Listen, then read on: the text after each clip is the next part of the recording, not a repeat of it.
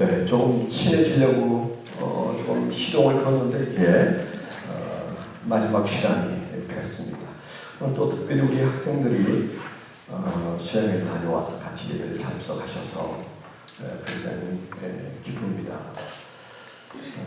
근데 이제 말이라고 다 말이 아니고 세대차가 심한 때라 제 말을 잘 이해할 수 있을까? 아까 예수의 피로 찬송하는 그게 제가 유치부 때 불렀던 부흥의 찬송이에요. 얼마나 흥분되는지 몰라요. 그 찬송 부르면. 제가 넌지시 옆에 있는 자매님들을 봤어요. 어떤 기분으로 저 찬송을 부르나, 박수는 어떻게 치나 했더니 전혀 공감이 잘 안 되는. 그래서 그러면 그렇지. 20년 전에 유행했던 유머가 있습니다. 어느 날 어떤 교회에 새신자가 한 가족이 등록을 했습니다. 부모와 아들, 딸 이렇게 세 자녀가 등록해서 앞자리에 나왔어요. 그래서 목사님이 마이크를 들고 가서 이제 좀 인사를 하려고 맨 큰 아들을 보고 맞은가? 그렇게 물었어요. 그랬더니 그 아들이 예라고 대답할 줄 알았는데 제드 그랬습니다. 무슨 말인지 모르죠. 전혀 모르죠. 그 목사님이 너무 놀래가지고 뭐야 이거 맞은가? 그랬더니 제드 왜 그랬을까요? 그 아이는 목사님이 너 맨 맞이냐? 네가 제일 큰 형이야? 이렇게 묻는 말로 맞은가? 그렇게 물었는지 얘는 생소한 말입니다.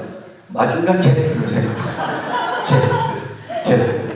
오늘 바로 그 현상이 일어나지 않을까 걱정입니다. 제가 하는 말이 도대체 저게 어디 나라 무슨 얘기를 하는 거야? 저 목사님 저 긴 설교를 내가 계속 듣고 있어야 돼? 그런 고민을 할 가능성이 있어서 좀 겁이 났어요.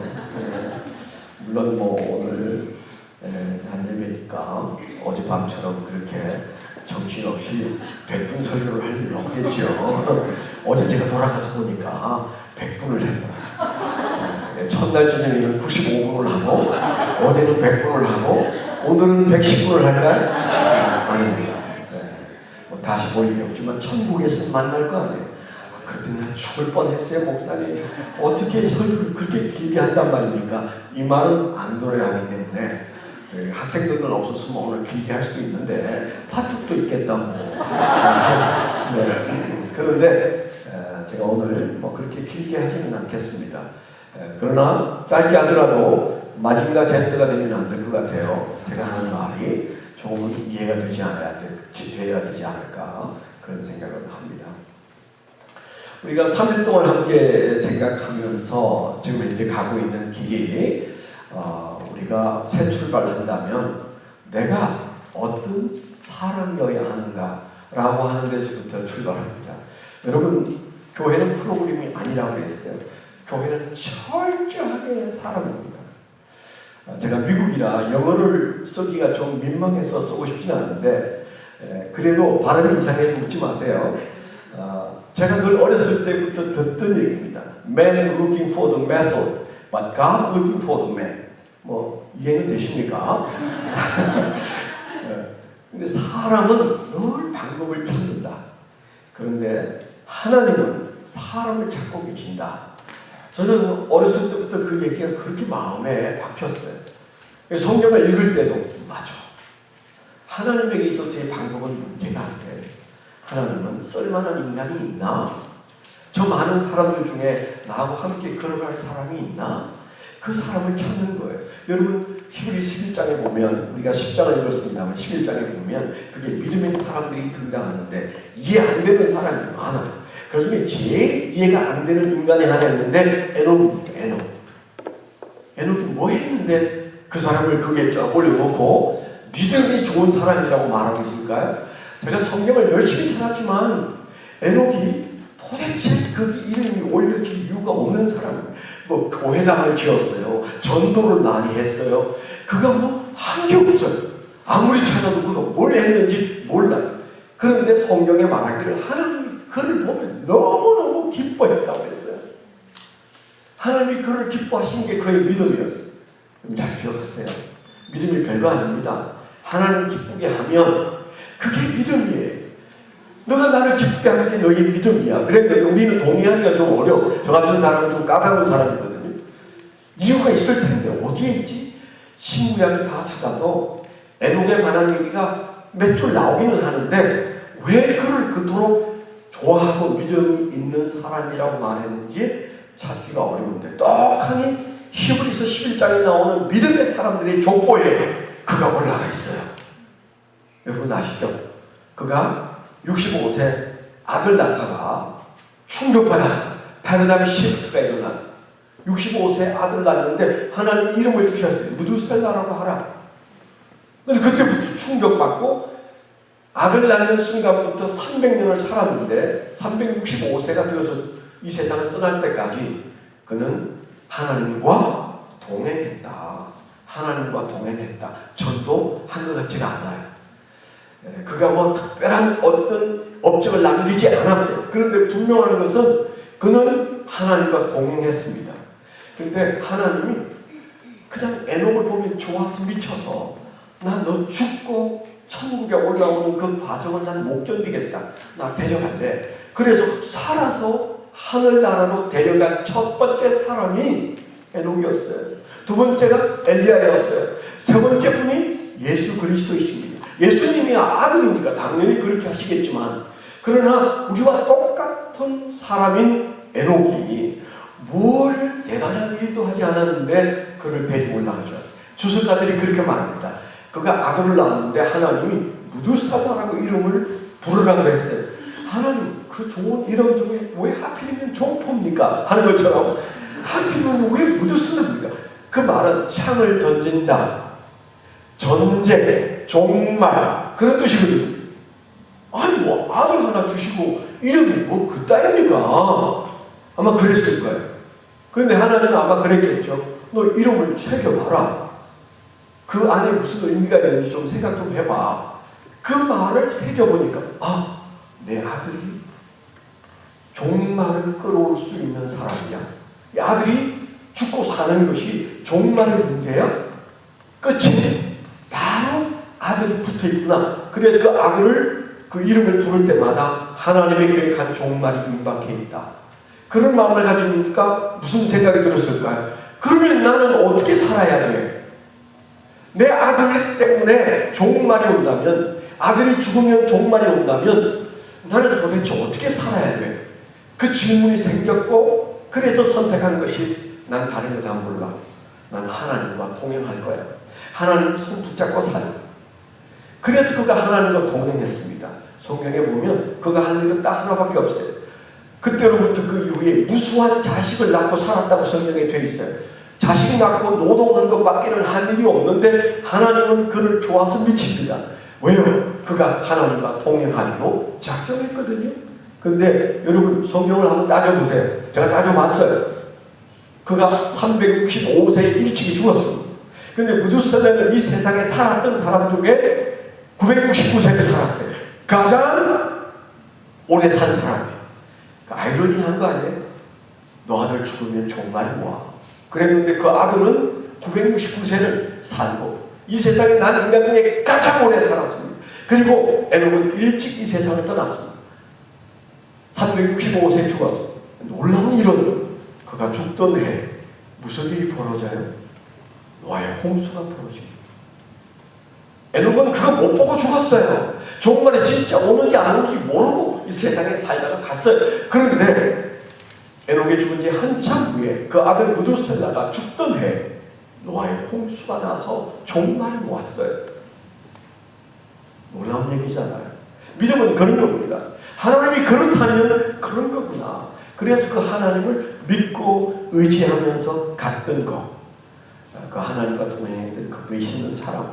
우리가 그런 믿음의 사람들을 보면서 오늘 이제 여러분들이 이 교회에서 하나님이 새롭게 출발하라고 하시는 여기에 하나님은 무엇에 관심이 있으실까?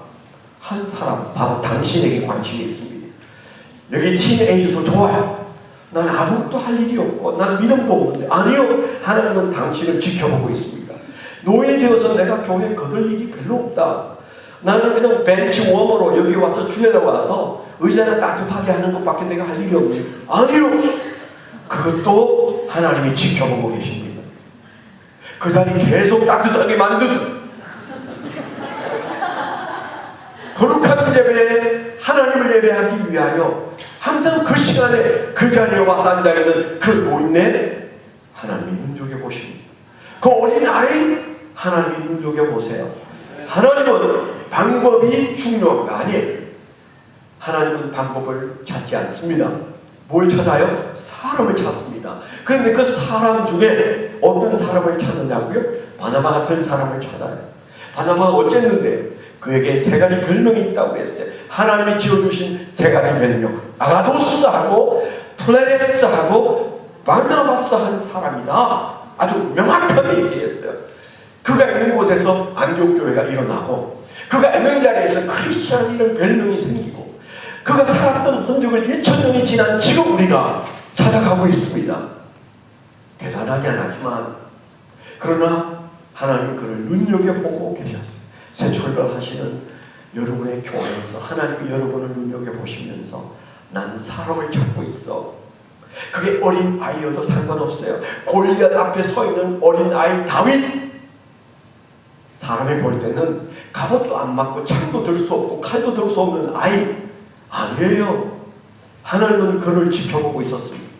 그래서 그의 편이었어요. 우리가 늘 근심이 많아요. 그렇죠? 어떻게 살아가나? 어떻게 헤쳐가나?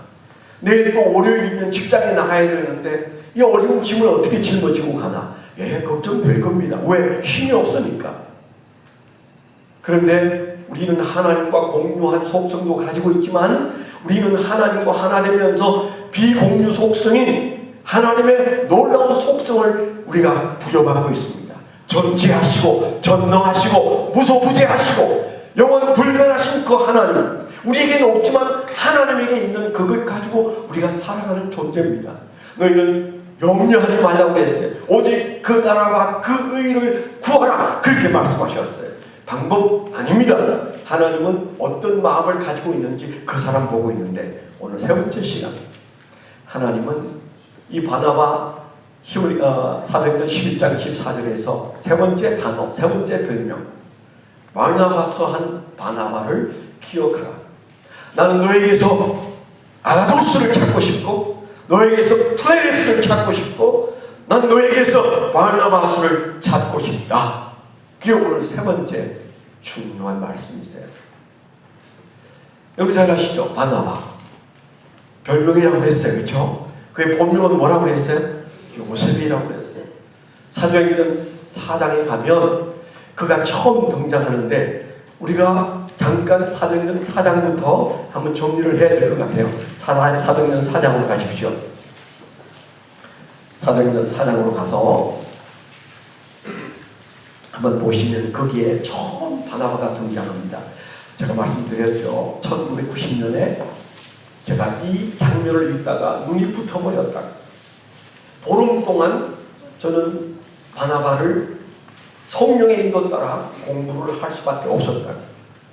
그래서 저는 그냥 남은 인정 안 하는데 이 세상에서 현존하고 있는 목사 중에 바나바에 관한 내가 최고 전문가다. 아무도 그렇게 인정해 준 사람 없어요. 네, 저는 그냥 그렇게 생각해요. 네. 보십시오. 여기 보니까 구브로에서 36절에 구브로에서 난 레위족 사람이 있으니 이름은 뭐다? 요셉이라. 사도들이 일컬어 바나바라. 번역하면 위로의 아들이라 하니 그가 밭이 있음에 팔아 그 값을 가지고 사도들의 발 앞에 두니라. 요셉이라는 사람에게 별명을 붙여준 사건이 생겼어요. 그가 헌금을 했는데 밭을 팔아서, 아까 제가 했죠. 제가 그대로 섬 사람인 것처럼 이 사람은 어디 사람이다? 구브로라는 키프로스라는 섬 사람이에요. 그가 밭을 팔아서 헌금을 했는데 이 사건이 그때 당시 사도들에게 큰 위로가 되었어요. 그 교회에 말할 수 없는 위로가 되었어요. 그 위로를 받은 그들이 너에게 이름을 붙여주고 싶다. 요셉보다 더 좋은 이름이 있다. 너 이름을 바나바라고 하고 싶다. 너는 위로의 하나님을 꼭 닮았어. 우리 하나님이 위로자이신데 너는 바로 그 하나님의 아들로서 우리에게 큰 위로가 됐어. 마음에 큰 따뜻함이 있고 살아갈 용기가 일어나고 사역할 용기가 일어나는 그 놀라운 일을 너가 했어. 너의 이름은 바나바야. 그렇게 사도들이 이름을 지어줬다. 그런 얘기죠. 대단한 일입니다. 그때부터 우리는 그의 이런 요셉을 잊어버리고 바나바 그렇게 그를 부르잖아요. 근데 실제로 그는 어떤 특징을 가진 사람의 위로자였어. 위로자. 오늘 말씀 있는 대로 위로의 아들이다. 위로의 하나님 그 아들답다. 너는 하나님처럼 우리 가운데 뭔가 끊임없이 내게 위로를 주는 사람이다. 그래서 여러분 하나님이 어떤 사람을 찾으시는가? 착한 자. 어떤 사람을 찾는가? 충만한 자. 세 번째는 하나님은 위로의 사람을 찾습니다. 하나님을 닮은 사람이 은혜 있는 사람인데 하나님이 어떤 분이세요? 위로의 하나님이세요. 우리가 오늘 여기 왜 모였는데요? 그 하나님에게 위로받으려고 모였어요. 언제까지 위로만 받으시려고요? 언제까지 여러분 위로만 받으시겠습니까?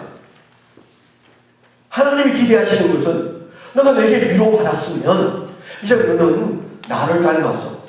내 자녀니까 너도 위로의 사람이 되라. 교회는요. 교회의 성장과 교회의 아름다운 성수는 무엇을 통해서 일어나는가? 아가도스도 필요해요. 근데 아가도스는 세상 사람을 끌어오는 브릿지라고 그랬어요. 그 다음에 플레레스는 하늘의 신비를 여기에 배달하는 바로 그런 충만한 그런 역할을 한다고 했어요.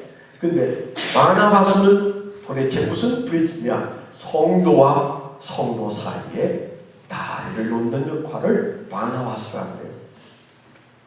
우리가 하나님만 보고는 못 살아요. 한때는 무교회주의자들이 있어요. 아니 난 이 꼴 저 꼴 안 보고 난 교회 안 가. 신앙 되던가요?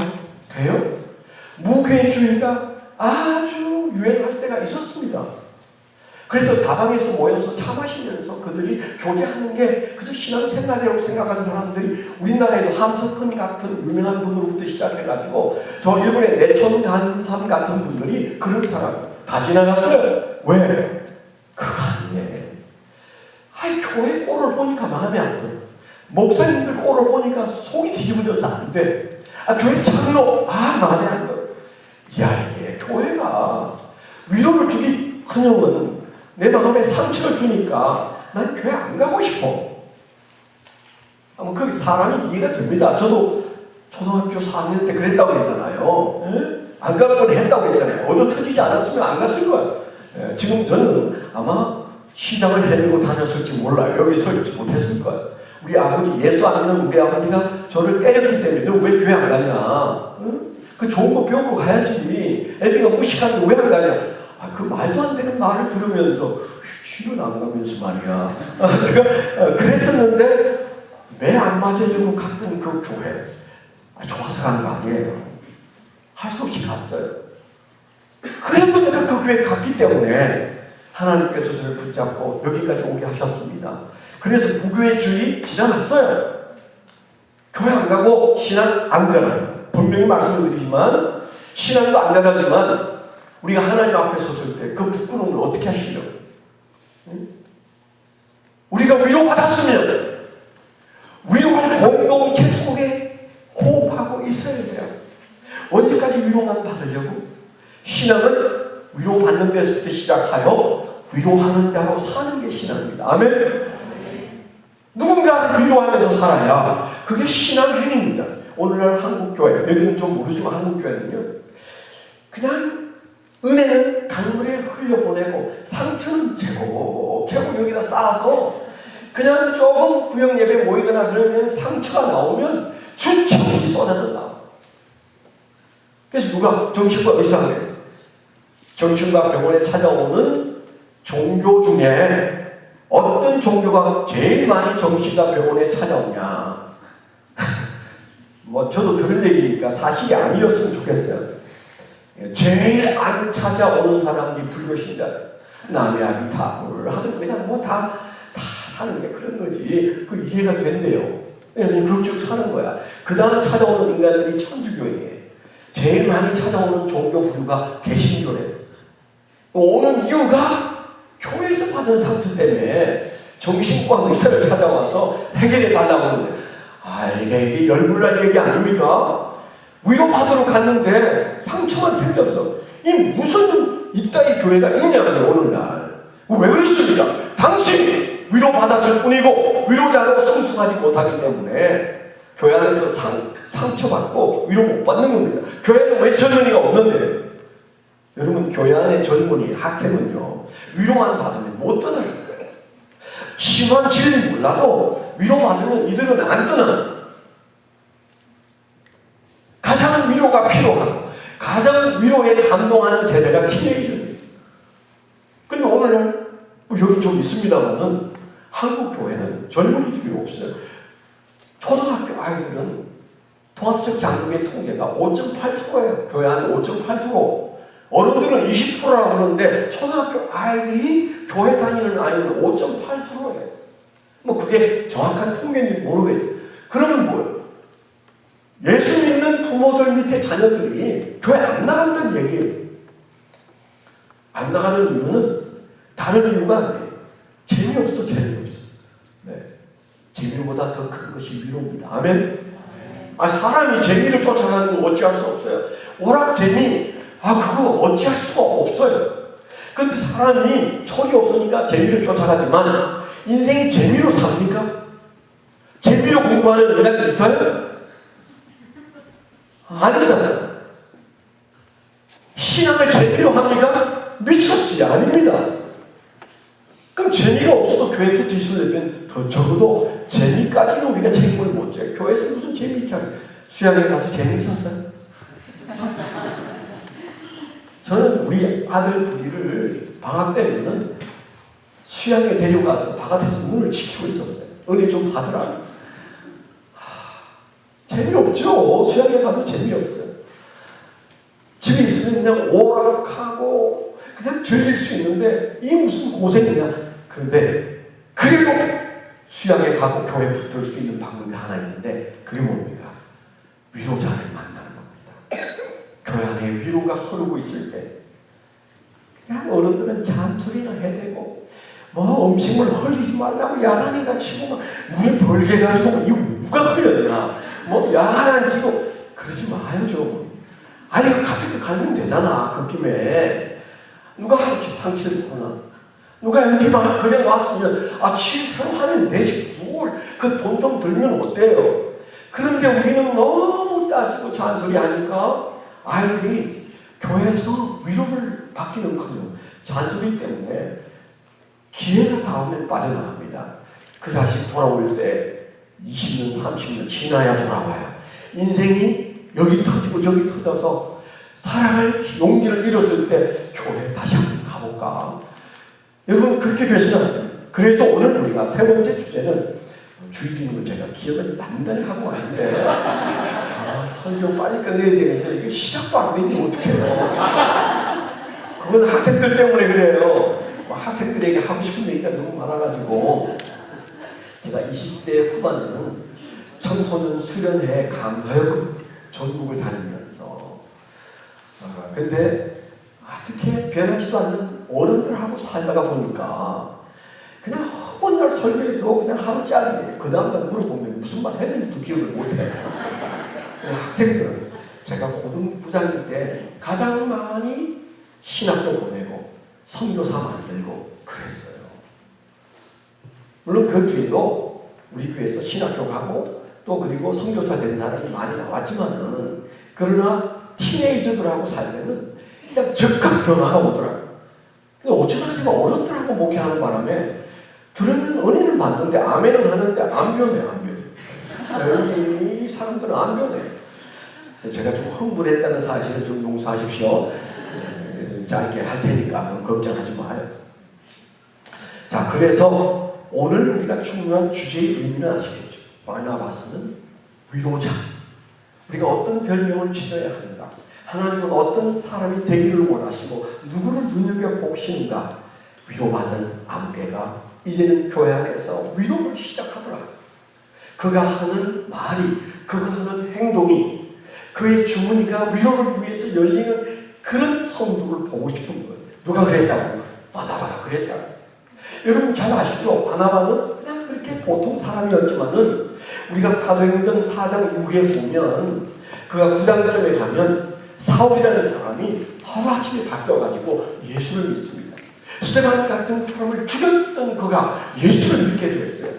그런데 그 다메섹에서 예수를 믿고 아라비아 갔다가 그가 예루살렘에 믿음의 대가들을 만나려고 베드로, 야고보, 요한, 야고보는 아니네, 베드로, 요한 이런 사람들을 만나려고 찾아왔는데 아무도 안 만나줬어. 왜? 와, 그 살인자, 예수 믿는 사람을 모조리 잡아서 죽이기도 하고 감옥에 쳐넣었던 그 사울을 우리가 어떻게 믿어?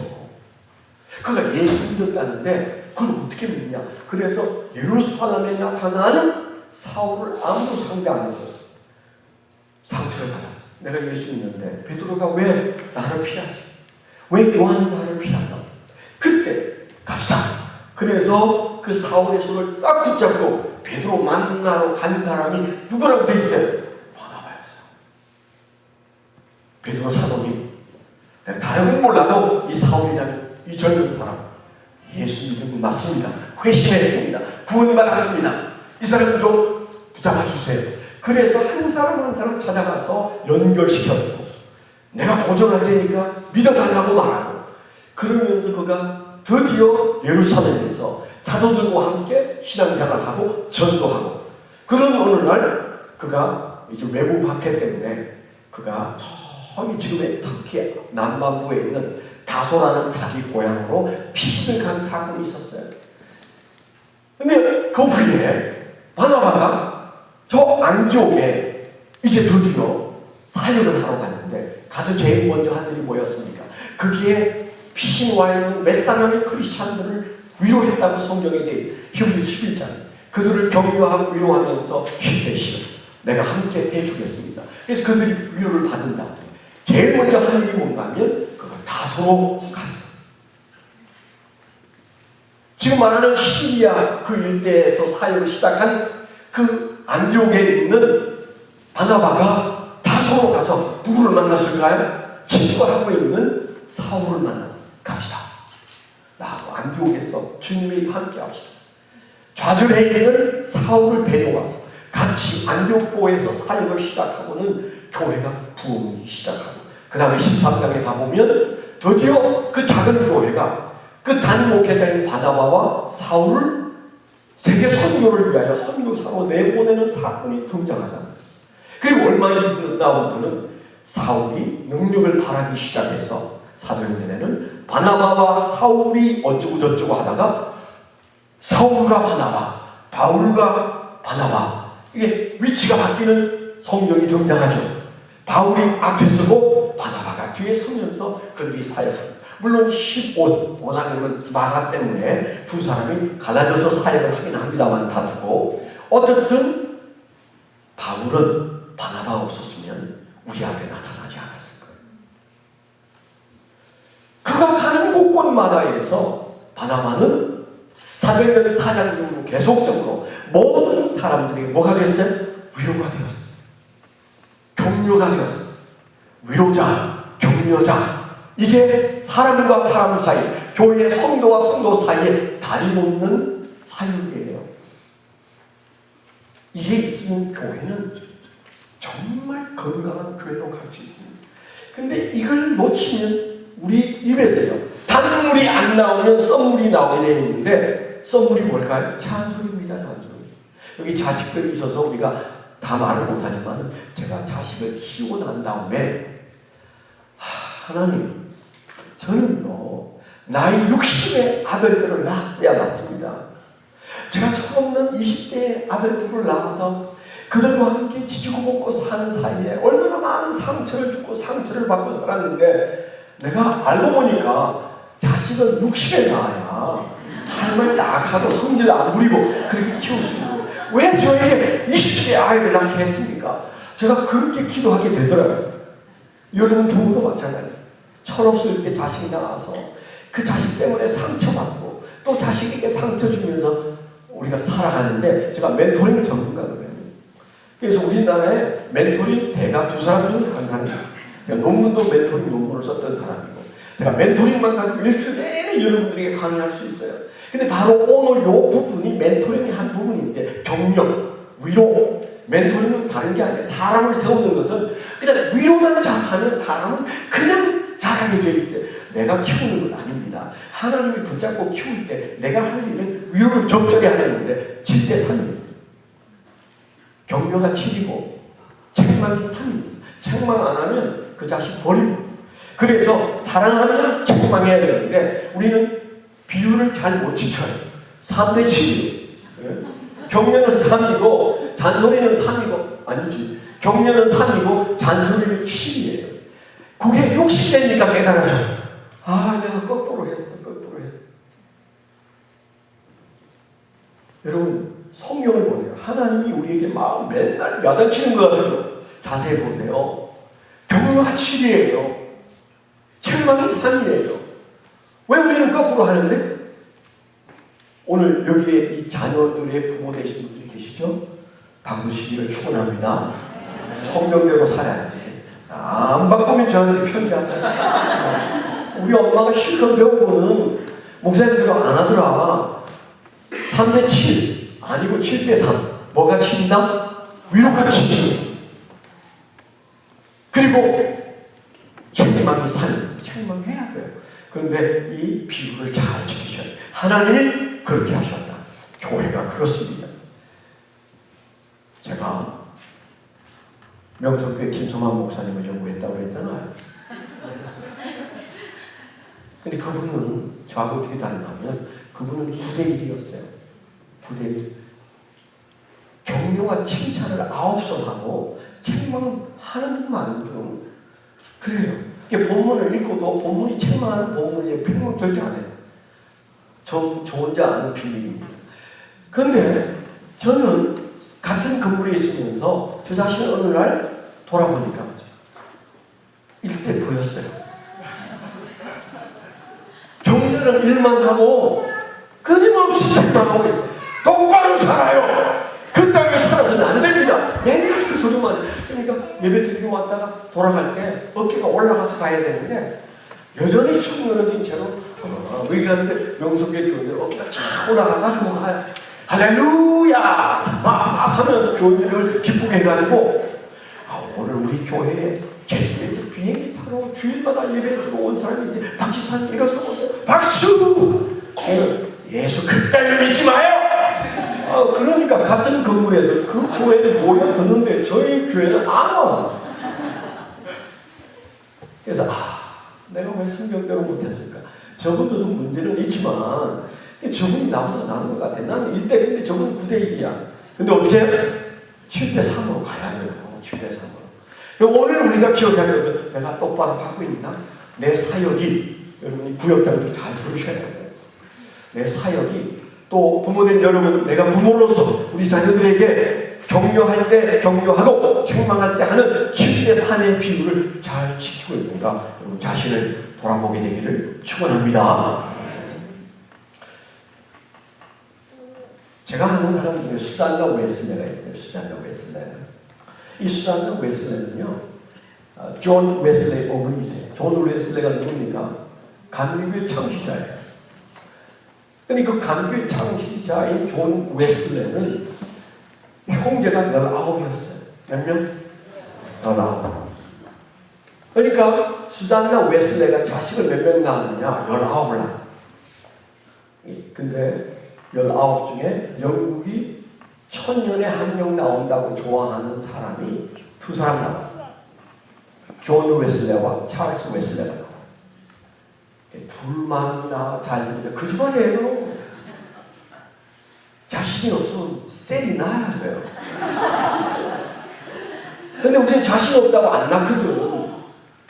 그게 성경적이니 물어보지도 않아요. 근데 이 수잔나 웨슬레는 목회자인데 남편이 목사인데 자식을 주시는 대로 낳아서 낳다 보니까 19을 낳아서 근데 이 남편이 대면대면한 인간이라 자식들 거들어 주질 않아요. 양기에 앉아서 성경을 읽고 있는데 아이가 그 앞에서 쓰러져가지고 넘어져서 무릎을 깨서 막 울고 있으면 여보 아이를 일으키지도 않는 그런 남편. 그러니까 자연히 수잔나 웨슬레가 키워야 되는데, 여러분 21세기에 와서 멘토링 하는 사람들이 제일 많이 얘기하는 사람 중에 한 사람이 수잔나 웨슬레. 그가 어디에서 배웠는지 모르지만 자식을 19 낳아서 잘 키우고 그 중에 둘이나 아주 대단한 사람이 나왔다는 사실만으로도 그는 대단한 교육자다. 그런데요, 수잔나 웨슬레에게서 우리가 알 수 있는 것은 딱 하나예요. 그분이 남편에게 부탁해서 자식을 통솔하기 위해서 군대 막사 같은 집을 하나 뿌렸어요. 그래서 그 아이는 남자아이 여자아이 할 것 없이 한 지붕 안에서 한 집에서 이런 집에서 같이 뒹굴고 살게 했어요. 군대 관물처럼 다 이렇게 만들어 놓고. 근데 그분의 특징은 밤마다 취침 시간이 되면 간단한 예배를 드린 다음에 두 줄로 아이들을 세워놓고 세 가지 질문하고 세 가지 대답을 하게 하고는 잠자게 했어요. 무슨 말인지 아세요? 그 엄마가 그래요. 자, 이제 우리가 구호 외치고 자자. 그러면 아이들 두 줄로 딱 마주보고 정오치 않듯이 섭니다. 첫 번째 질문. 누가 너희를 이 세상에 보냈느냐? 엄마의 첫 질문은 누가 너희를 이 세상에 보냈냐? 그렇게 물으면 아이들이 하나님이 보내셨어요. 19명이 대답을 합니다. 두 번째 질문. 하나님 왜 너희를 이 세상에 보냈느냐? 묻습니다. 그러면 똑같은 목소리로 하나님의 영광을 위해서요. 세 번째 질문. 그러면 너희는 너희 자신을 어떻게 생각하냐? 영광스럽게 생각합니다. 그러면 주치 잠을 잡니다.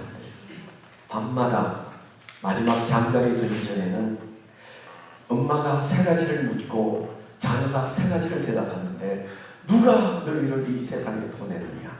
하나님이요. 하나님은 왜 너희를 이 세상에 보내느냐?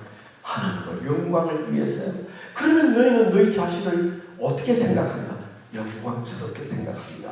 그러면 자자. 그래서 잠자리에 들었는데 많은 학자들은 그때 그 엄마가 그 자식들을 품 안에 품었을 때 했던 밤마다 했던 그 세 마디는 어떤 책이나 어떤 설교나 어떤 교훈보다도 그 자식들의 가슴 속에 삶의 위로가 되고 그리고 살아갈 의지가 되었을 것이다.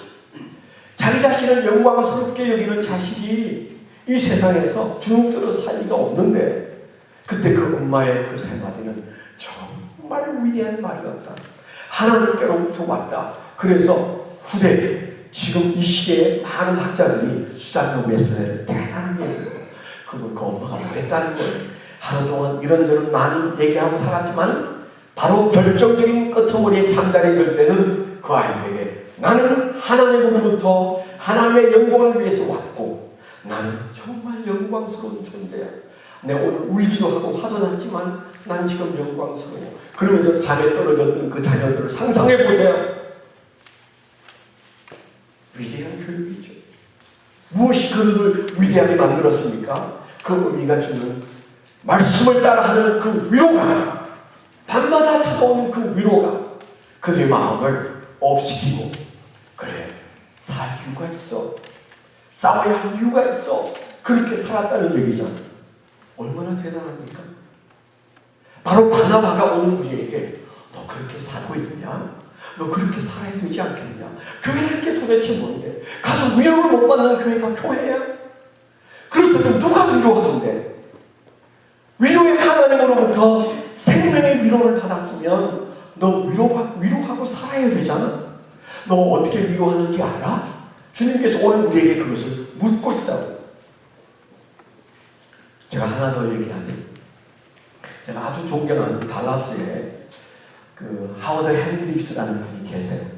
달라스 신학교에 지금도 석좌 교수로 있습니다. 그 아들도 아주 훌륭해서 함께 공조한 책들이 많고 한국말로 번역된 책도 여러 권 있어요. 오래전에 저는 그분을 배우면서 굉장한 충격을 받은 얘기가 있어요. 그분의 살았던 얘기입니다. 그분은 태어날 때 사생아였어요. 아버지가 없이 태어났어요. 그런데 그 어린 시절에 엄마는 살기 위해서 아침 일찍 직장에 나갔고 아이는 혼자 놀았어요. 그러면 어느 사회든 아이는 불량기가 자라게 돼 있어요. 지금대로 사니까. 9살이면 불량한 이 하워드가 혼자서 외롭게 골목에서 구슬치기를 하고 있는데 어느 날 한 남자가 나타났어요. 20대 중반의 남자가 나타났어요. 그가 너 교회 다니냐? 교회는 무슨? 아니요. 그랬더니 그래? 반가워하면서 교회 안 다닌다니까 막 반가워하면서 같이가 엎드려서 구슬치기를 같이 하자고 그래서 9살짜리 그 인생의 처음 남자 어른과 놀게 됐어요. 근데 구슬치기를 그 선생님이 잘하는 거예요. 그래요. 재밌게 놀았습니다. 얘야, 내 이름은 월터인데 너 이름이 뭐야? 나 하워드인데요. 그래? 너 나하고 놀았던 거 재미있었어? 예, 재미있었어요. 위로가 됐어. 그래, 너하고 내가 놀아줄 수 있어. 내가 어디에 있는지 알려줄게. 그리고 골목을 빠져나와서 한참 길을 갔는데 어떤 큼지막한 교회 앞에 섰습니다. 나 이 교회 주일학교 선생님이야. 너 여기 오면 나 만날 수 있어. 너 이번 토요일 날 너 스케줄 있어. 아니 혼자 노는 아이가 무슨 스케줄 없어요. 그래, 그러면 우리 토요일 날 내가 자전거 2번을 준비할 테니까 도시락도 가져올 거야. 너 9시까지 여기 오면 내가 하루 종일 너와 놀 수 있어. 토요일 날 그 아이가 그게 나갔더니 진짜 자전거 2번을 준비한 그 월트라는 20대 중반의 청년과 놀게 됐어요. 공원에서 도시락을 까먹으면서 행복한 시간을 보냈어요. 그 다음 주일날 그 하워드는 어디에 있었을까요? 교회에 있었지. 그 선생님 방 안에 들어가서 어색하게 앉아있었어요. 그 방에 아이들이 제법 여러 명이 있었어요. 크고 작은 아이들과 함께 어울려서 그때부터 교회를 나가기 시작했어요. 알고 보니까 월트는 초등학교밖에 안 나와가지고 그 교회에 정식 선생님이 아니고 보조반사였어요. 맨날 출석이나 부르고 보조반사 하는 그에게 어떤 선생님이 안타까워서 월터 선생님 반 맡고 싶죠? 그러면 부딪혀면 돼요. 교회가 당신에게는 반을 안 맡기는데 좀 나가서 공원에서 아이들 전도하면 당신 반이 되고 당신이 가르칠 수 있어요. 그러니까 그래요? 나가서 애들 전도했는데 그 중에 하나가 하워드였어요. 그래서 만든 아이들이 점점 불어나서 나중에 13명까지 불어났대요. 이 반은 독특한 외인 무대에 학년이 바뀌어도 흩어지지 않아요. 이 선생님 모아서 끼고 다니니까 교회에서 뭐라고 말하지 않으니까 그 선생님 반은 계속 월반 할 때도 같이 가. 그래서 이 선생님과 함께 한 반에서 공부한 하워드가 이 선생님을 평생 선생으로 모시게 됐는데 13명이었어요. 어른이 되어서 사춘기를 잘 지나가. 그리고 대학을 들어가. 그리고 연애를 도와주셔서 연애를 잘하고. 그리고 소명이 있어서 목사가 되는 그 과정까지 잘 지나갔어요. 나중에 대학 교수가 되어서 그가 이제 신학자가 된 다음에도 여전히 월트는 선생님이었어요. 그랬는데 어느 날 책상 앞에서 깜짝 놀라는 충격이 일어나요. 그 월트 선생님은 배운 게 별로 없는데 자기를 이렇게 훌륭하게 돌봐주었고 그런 일이 13명에게 수십 년 동안 계속이 된 나머지 13명의 아이들 중에 9명이 결손 가정의 아이였고 13명 중에 11명이 목사로 바뀌어있다는 사실을 알게 됐어요. 놀라지도 않아. 목사 몇 명 만들 거야 안 되겠나 안 놀래요. 놀라는 척 해야 될 거 아니에요. 그래야 빨리 맞출 거 아니에요. 생각해 보세요. 13명을 붙들고 10수년을 살아오는 사이에 하나 둘 자기의 진로를 목회로 정해서 13명 중에 11명이 목사가 됐어요. 근데 이 하워드 핸드릭스가 마음속에 충격을 받은 것은 자기가 지금 나가서 섬기는 교회는 30년 된 교회인데 1,500명이 모이는 교회인데 자기가 거기서 협력하는데 그 교회에서는 겨우 한 명이 신학교를 다니고 있어요. 그 교회 주일학생 중에 한 명도 목사가 된 사람이 없는데 월터 선생님 반 아이들은 11명이 목사님이 되었어요. 물론 목사 되는 게 전부는 아니지만 뭐 했다는 거예요. 그 월터의 영향을 받은 사람들이 훌륭하게 성장하여 인생이 어떻게 돼야 되는지를 깨닫고 인생의 길을 잘 정했다는 얘기잖아. 그 중에 하나가 대학 교수인 하워드 핸드릭스였다는 사실. 공부를 많이 해야 될까요? 아니에요. 하워드 핸드릭스가 그리고 11명의 목사가 만들어진 13명은 왜 그분 곁에 붙어 있었을까요? 그를 만나면 위로가 생겼어요. 그에게 위로를 받으면 어떻게 살아야 할지 삶의 길이 보였어요. 갈등 안 해도 해결이 돼. 위로 에너지가 들어오면 여러분 우리는 내가 뭘 해야 하고 뭘 버려야 할지를 여러분 알고 결단하게 되어 있습니다. 그 용기가 생기게 되어 있어요.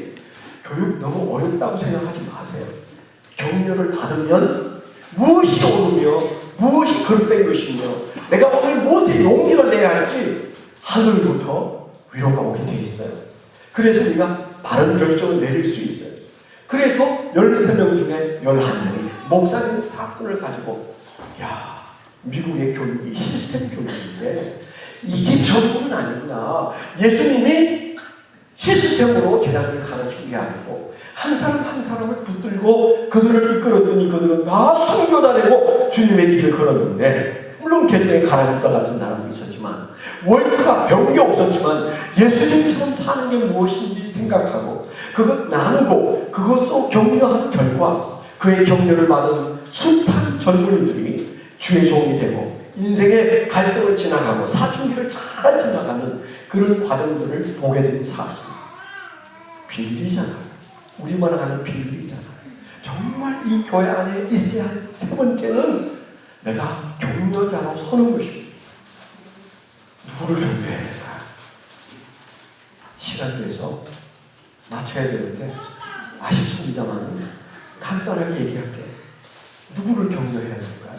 여러분 내가 위로 잘하는데 나는 위로받으면 되는 줄 알고 왔는데 이제 그것만 충분하지 않다. 내가 부족하지만 월터처럼 나도 위로자로 살아야 하나님 앞에서 할 말이 있는데 누구를 위로해야 되느냐? 세 가지 기억하세요. 하나는 하나님을 위로해야 합니다.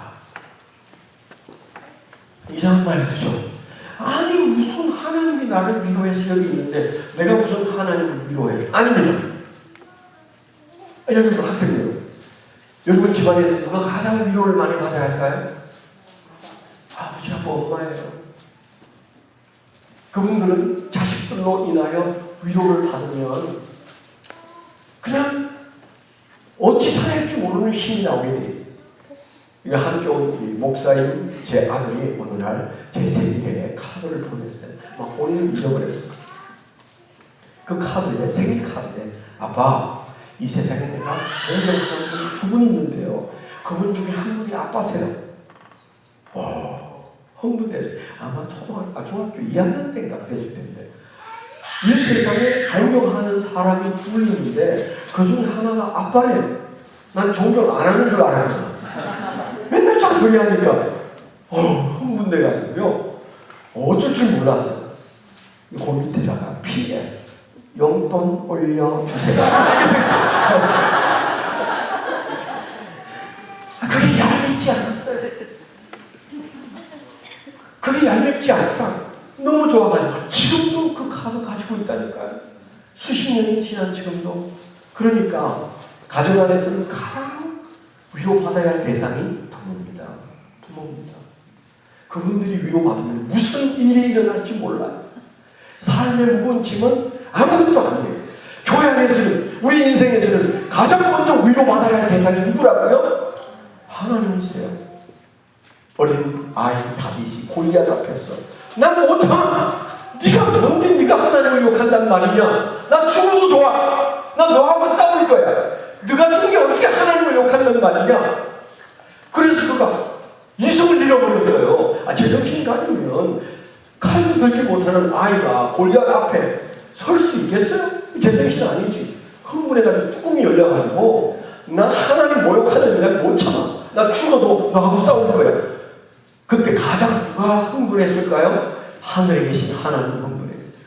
야, 사울왕부터 시작해 이 백성들이 다 주눅 들어서 끙끙거리는데 아이인 다윗이가 흥분해가지고 골리앗이 하나님을 저주하는 것 때문에, 그가 흥분해가지고 하나님 편을 든 것 때문에 하나님이 현교증이 났을 거예요. 그래서 그가 그냥 벌벌 떨면서 던진 조약돌이 휙 날아가가지고, 아니 골리앗의 이마에 박힌다는 게 그게 가능한 얘기예요? 불가능한 얘기예요. 저는 보여요. 그때 하나님 흥분해가지고 그 조약돌을 들고 가서 골리앗 이마에 정확하게 딱 박아버렸어요. 다윗이 무슨 물맷돌을 잘 던져가지고, 뭐 잘못 던진 건 사실이지만 그래서 골리앗 죽은 거 아닙니다. 흥분은 하나님이, 야, 네 말에 내가 위로됐다, 야. 그래서 뭐 내 마음에 합한 자라고 했잖아요. 에녹이 그런 사람이라고 했잖아요. 에녹이 왜 하나님께 영광을 돌렸습니까? 성경은 뭐라고 했어요? 에녹은 두 가지 이유가 있다. 내가 흥분하는 이유 두 가지인데, 그가 나에게 대한 감정이, 첫째는 하나님이 계시다.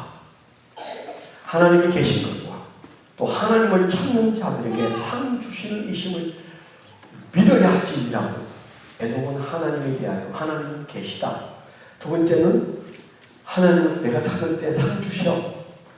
그게 그의 믿음이, 꼴랑 그게 믿음이에요. 곧다리 믿음을 가지고도 하늘나라로 그냥 올라갔어. 그럼 적어도 우리는 뭐예요? 그런 믿음이 없어서 하나님을 그 정도도 위로하지 못한다는 얘기 아닙니까? 오해하지 마세요. 하나님이 계신 건 나도 믿는데, 천만의 말씀. 뭘 계신 것을 믿긴 믿어. 제가 이스라엘 가서 고관 발굴을 하느라고 좀 살아봤는데요. 히브리인들의 사고 속에 하나님이 계신 것을 믿는다는 에녹의 얘기는 우리가 하나님은 존재하신다, 그거 아니더라고요. 거기에 빠져있는 단어가 세 개 있어요. 지금이라는 단어와 여기라는 단어와 나와 함께라는 단어가 당연히 들어가 있어요. 지금 여기에 하나님이 나와 함께 계시다, 그 얘기예요. 뭐 존재 어쩌고 그런 얘기 아닙니다. 여러분 신앙은 계신데 하나님을 흥분시키는 신앙, 하나님에게 위로가 되는 신앙은 에녹처럼, 하나님 저는 지금 여기에 하나님이 나와 함께 계신 것을 믿습니다. 그게 하나님을 위로하는 것이고, 내가 찾을 때 하나님은 상 주셔, 만나 주셔, 응답하셔. 이 믿음을 가질 때 사실은 하나님은 위로받습니다. 예배가 하나님에게 위로요. 제일 먼저, 아니 그것만 잘해도 돼. 하나님을 위로하게 되기를 축원합니다. 두 번째는 지도자를 위로하세요. 교회 목회자를 위로하세요. 위로받아야 할 가장 중요한 주배상자는 목사님과 사모님입니다. 이 교회 장로님입니다. 이 교회 구역장입니다. 나지지 말고 그분을 격려하세요. 설교 듣고 은혜가 되면, 목사님 제가 오늘 문제가 있었는데요, 목사님 때문에 그 문제가 해결될 것 같아요. 그 말 한마디는 평생 목사의 가슴 속에서 안 잊혀집니다.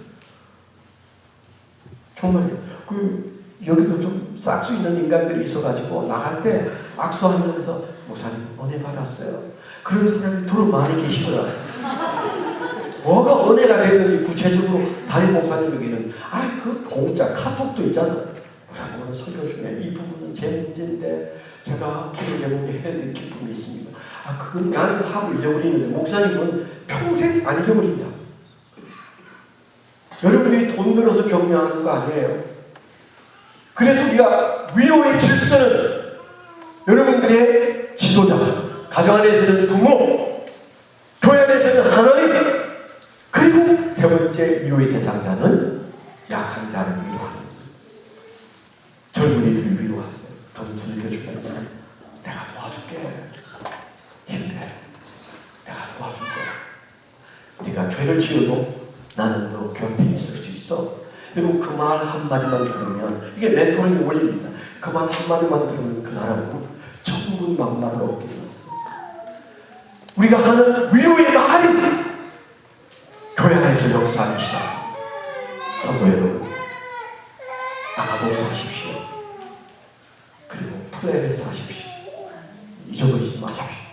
성도와 성도 사이에 벽이 아닌 다리를 놓는 바로 그 위로 사역자, 격려 사역자, 요 세 가지만큼 우리가 천국에서 만났을 때 목사님 그때 그 말이 아직도 기억나. 내가 약간의 상급을 주님께 받게 됐어요. 고맙습니다. 그 얘기 듣게 되기를 소망합니다. 기도하겠습니다. 주님 감사합니다. 3일 동안 새로 출발하는 귀한 오펜 라이카 교회, 사랑의 마음 속에 복잡한 마음도 많고 염려하는 마음도 많으나 그러나 믿음대로 살고 성경대로 살려고 하다가 여기까지 온 거룩한 백성들을 위로하여 주옵시고, 주님 사랑하는 종들의 주를 섬겨 사는 남은 인생이 아가로스하고 토레베스하고 바나바스 하게 하여 주옵소서. 담임 목사로 주님 보내신 성목사, 훌륭한 목사님이 순종하여 이곳에 와서 개척하는 사랑하는 종, 시간마다 때마다 하나님께도 위로받지만 성도에게 위로받고 학생들에게 위로받고 위로의 사역자가 되게 만들어 주시옵소서. 예수 그리스도의 이름으로 감사하며 기도드렸습니다.